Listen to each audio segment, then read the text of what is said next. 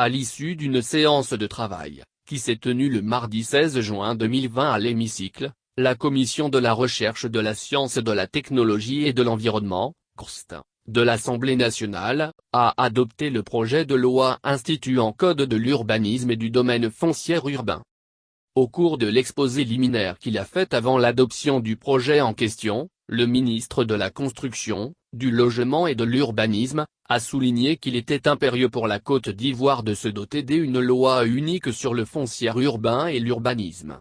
En vue, entre autres, de réduire considérablement le volume des litiges fonciers, d'améliorer les rapports entre les différents intervenants dans le secteur du foncier urbain, de protéger la propriété foncière urbaine, de sécuriser les transactions portant sur des terrains urbains.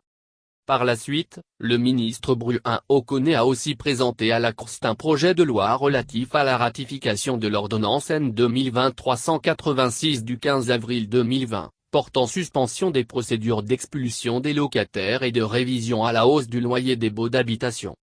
Selon les explications du ministre, le projet en question concerne la période courant du 1er avril 2020 au 30 juin 2020, et les personnes qui subissent de plein fouet les inconvénients de la Covid-19.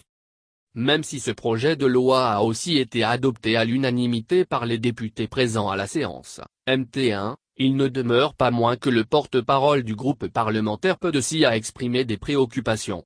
Notamment en ce qui concerne la période concernée. Surtout que pour ce parlementaire, la crise sanitaire est en pleine progression. Au vu du nombre de plus en plus croissant des personnes infectées.